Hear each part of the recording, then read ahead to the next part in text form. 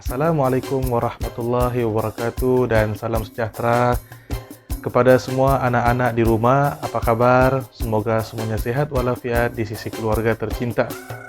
Baiklah, bertemu kita lagi pada hari ini dalam mata pelajaran Bahasa Melayu tahun 3. Saya, Cikgu Muhammad Jabal Nur bin Pari, merupakan guru Bahasa Melayu tahun 3 di SKM Bombalai Tawau.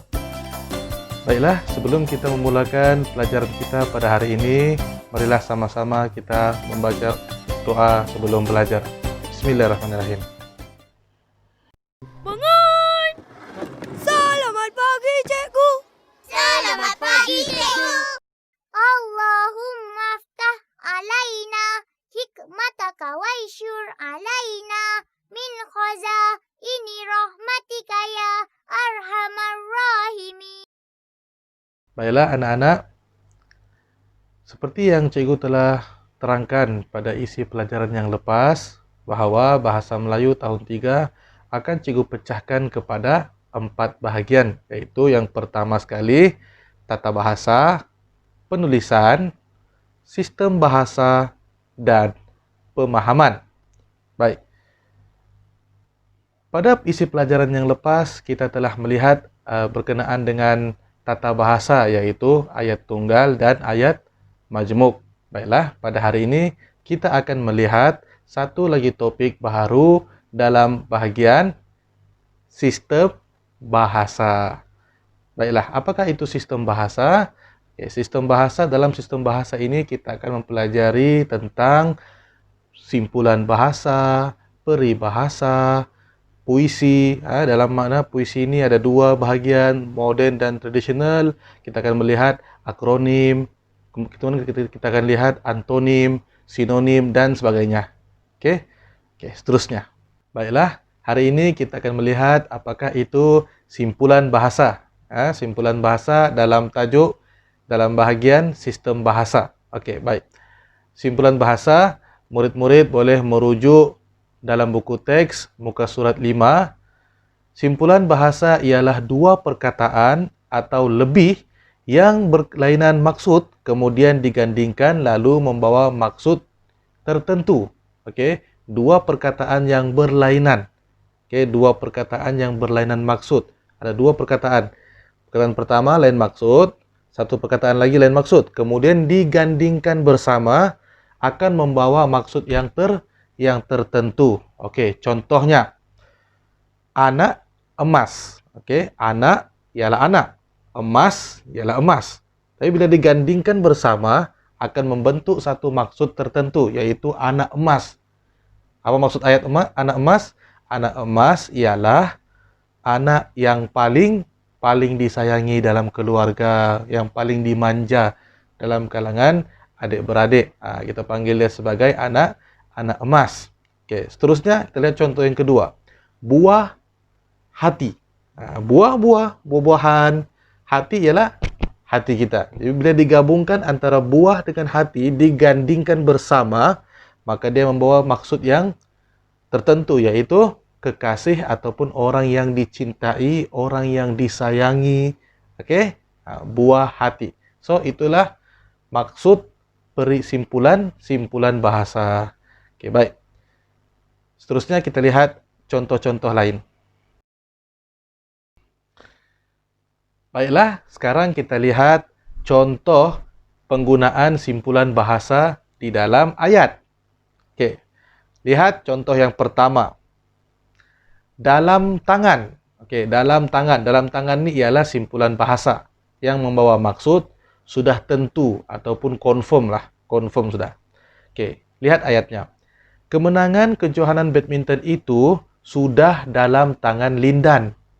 Maksudnya confirm sudah dia juara. Okey, sudah confirm, sudah tentu dia menang. Okey. Yang kedua, contoh yang kedua, ada bakat. Ada bakat maksudnya mempunyai kebolehan atau kemahiran tertentu. Okey, contoh ayatnya, Amin ada bakat dalam bidang lukisan. Si Amin, dia ada kemahiran, dia ada kebolehan dalam bidang lukisan. Okey, seterusnya contoh yang ketiga, ambil hati.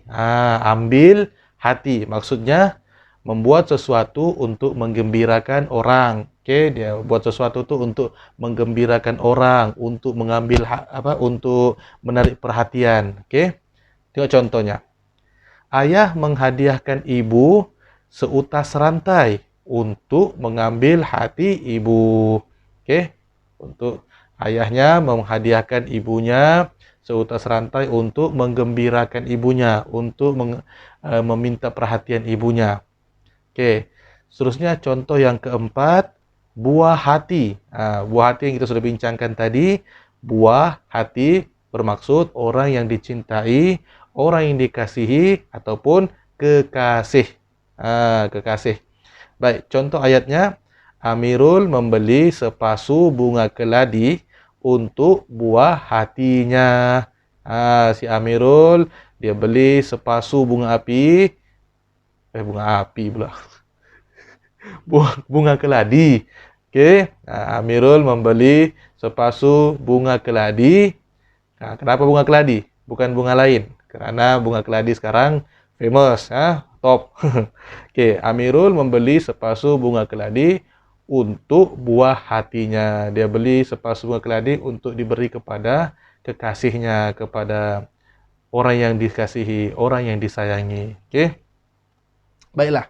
Cuba perhatikan contoh yang ketiga dan yang keempat. Okey, di mana simpulan bahasa pada ayat itu telah ditambah dengan perkataan berimbuhan. Okey, contoh yang ketiga tadi, ayah menghadiahkan ibu seutas rantai untuk mengambil hati. Sepatutnya ambil hati saja, tetapi telah ditambah imbuhan awalan. Okey, imbuhan ni kita akan belajar nanti dalam topik yang dalam kemahiran yang berikutnya lah. Okey, dalam tata bahasa. Okey, diambil, diletakkan di situ ditambah imbuhan awalan, iaitu mengambil hati ibu. Yang di bawah pula contoh yang keempat ditambah juga. Ditambah apa yang ditambah? Ditambah imbuhan akhiran. Di mana buah hatinya. Okey, nya tu ialah imbuhan akhiran. Ini pun topik ni kita akan lihat pada tajuk yang berikutnya lah, akan datang. Okey. Baiklah.